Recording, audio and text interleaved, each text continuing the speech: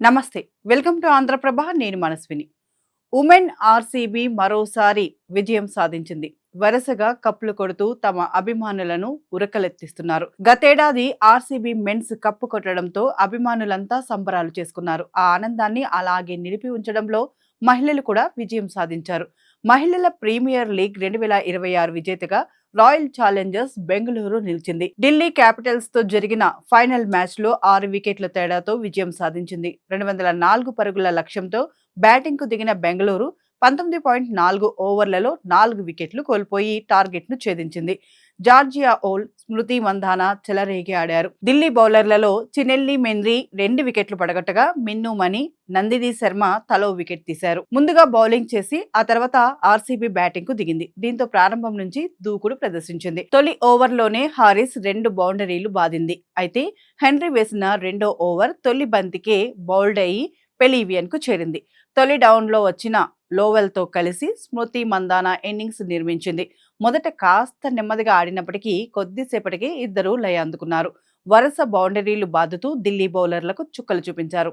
Whole 37 బంతుల్లో అర్ధశతకం పూర్తి చేసుకోగా స్మృతి మందాన కేవలం 24 బంతుల్లోనే హాఫ్ సెంచరీ మార్కును దాటేసింది. వీరిద్దరే టార్గెట్ ను పూర్తి చేస్తారని అంతా అనుకున్నారు. కానీ మ్యాచ్ చివరి వరకు ఉత్కంఠగా సాగింది. మిన్ను మణి వేసిన 16.3 బంతికి భారీ షాట్ ఆడిన ఓల్ షెఫాలి వర్మ చేతికి చిక్కి పెలీవియన్ కు చేరింది. ఆ తర్వాత ఓవర్లోనే రీచా ఘోష్ ను నందిని శర్మ అవుట్ చేసింది. వరుసగా 2 వికెట్లు కోల్పోవడంతో ఆర్సీబీ కాస్త ఒత్తిడిలోకి వెళ్లింది. హెన్రీ వేసిన 18.4 బంతికి స్మృతి మందాన కూడా బౌల్డ్ అయి పెలీవియన్ కు చేరింది. చివరి ఓవర్లో 10 పరుగులు చేయాల్సిన తరుణంలో హెన్రీ బంతి అందుకుంది. తొలి 2 బంతులకు వరుసగా సిగ్నల్స్ వచ్చాయి. దీంతో స్టేడియంలో ఒక్కసారిగా నిశ్శబ్దం అలుముకుంది. అయితే తర్వాతి 2 బంతులకు రాధా యాదవ్ వరుసగా బౌండరీలు బాదడంతో మరో 2 బంతులు మిగిలుండగానే ఆర్సీబీ టార్గెట్ ను పూర్తి చేసింది.